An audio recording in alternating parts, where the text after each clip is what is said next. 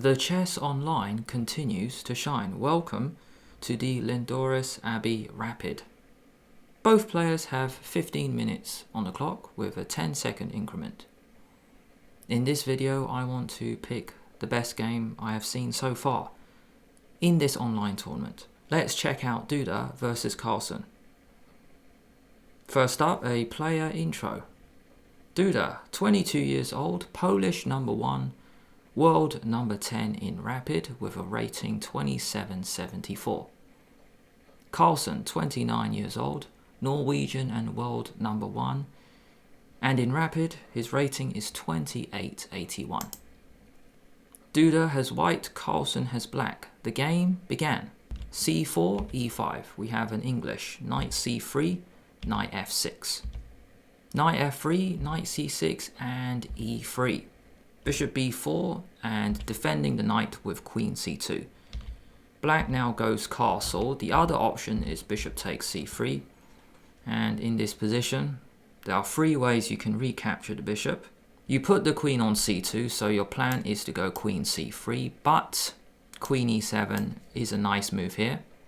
Castle and knight d5. Attacking the knight and the bishop, but Carlsen just goes rook e8. He does not mind it if you trade. So let's see what happens if you take. You can take, and if you move the queen, then you can just go knight back and then get ready to open the center with d5. Black is further ahead in development. But in the game after rook e8, a strange looking move, but this has been seen many times before, queen f5. And here black plays d6, defending his center.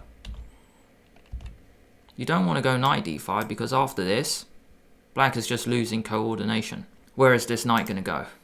If it goes to e7, then you lose the e5 pawn. So you defend your center with d6, and now we get this very strange pawn structure. Knight takes f6 check, and g takes f6. Queen takes f6 was seen in a high-level game between Grishuk and Giri back in 2013.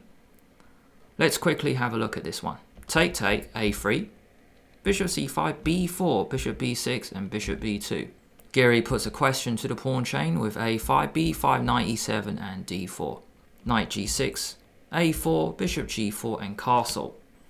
Grishuk doesn't mind double pawns, because black's double pawns will be a lot weaker. Take, take, take, take, take, take. And the knight cannot sit well on e5 because you're just going to chase it away with f4. b6, f4.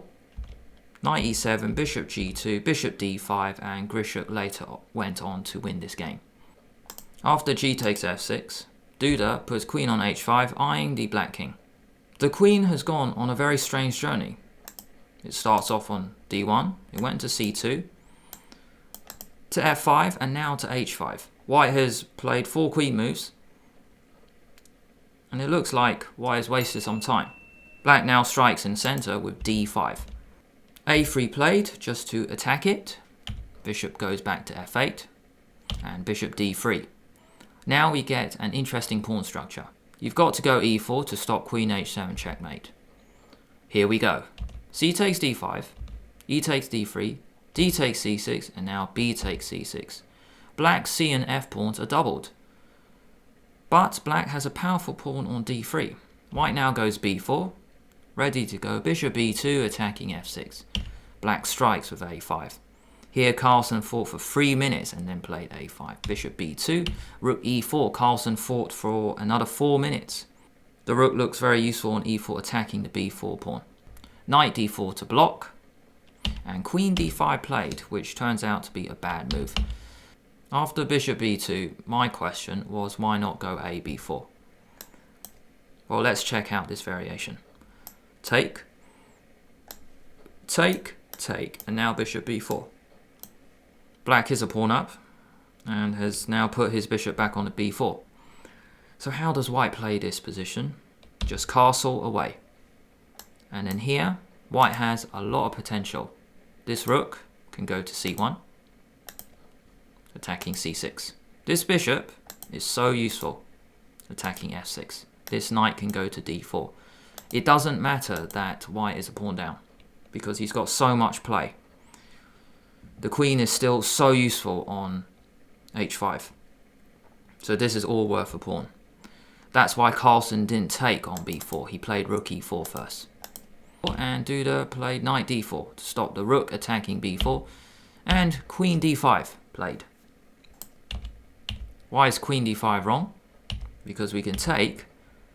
Duda now kicks the rook away and then goes knight b5. He's got to play f3 because notice this rook, it was attacking b4. So knight b5. And here Magnus was shaking his head. He looked furious to have allowed this. Rook e7 played, giving up the f6 pawn. The other way is bishop d6, but you've got to have some self-respect. You cannot give yourself triple pawns. Take, take. This just isn't right. Triple d pawns, doubled f pawns, and isolated a and h pawns. This is not a good pawn structure for black. And here you can take on f6, but even better is just to play b5. Then you can go b6, cement your bishop on d4, and white will be winning. Back to the game, rook e7 played because he decides the c pawn is more important than the f pawn. So bishop f6, rook d7, king f2. Bishop a6, knight d4. Bishop into c4, rook b1, rook a6, bishop e5, f6, and b5. Just attacking the rook first. Rook b6. I was wondering why not bishop b5 first, because if rook b5, then you can take here. But actually, you throw in the intermezzo, which I had missed. After bishop b5, bishop c7. And then both bishops are still hanging. So if you now put the bishop on c4, you've got time to retreat, and white has a file to enter black's position. So after b5, Carlsen moves his rook to b6, bishop back to f4, a4 to stop white playing a4, g4 getting space, bishop c5, h4 getting more space. And I think black's doing okay, because it looks like the d4 knight will fall, and then he can get the pawn on b5, and black is fine. King f7, king g3. A huge decision by Magnus to give up the bishop pair, hoping to hold.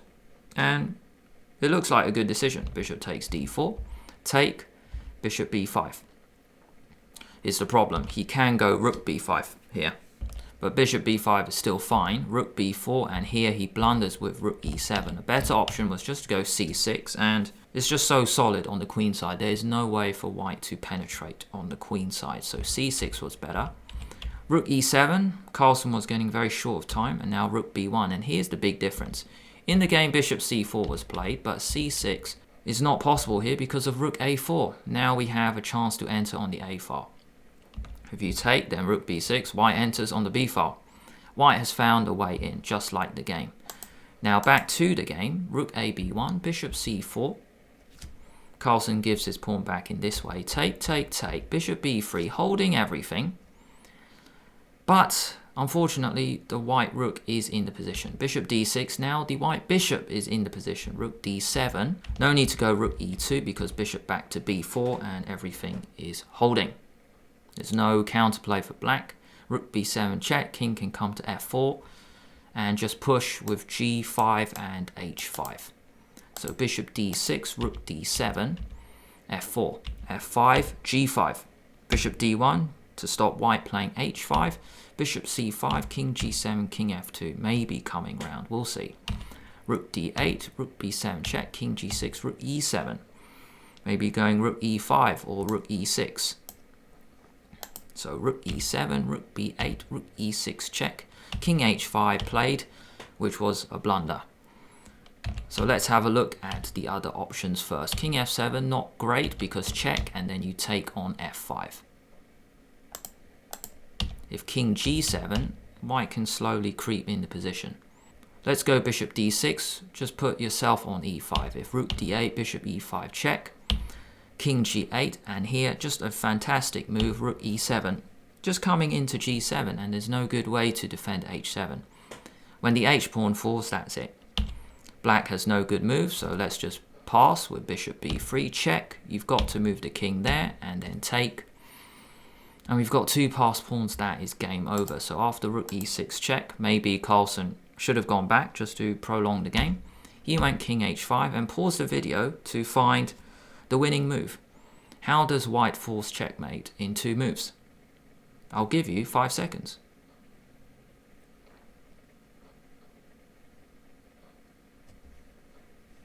Let's just stop the black king coming into the position with your own king. So let's play king g3 and that's it. White will go rook h6 next, and there is no good way to stop it. Rook h6 is mate, and that is the end of the game. Let me know in the comments below what game you want to check out. Check out one video here and another video over here. If you enjoyed the show, why not like the video and subscribe to the channel at the same time. Don't forget to hit that bell to get notified each time I release a new video. Thank you so much for watching, and I will see you in a future video.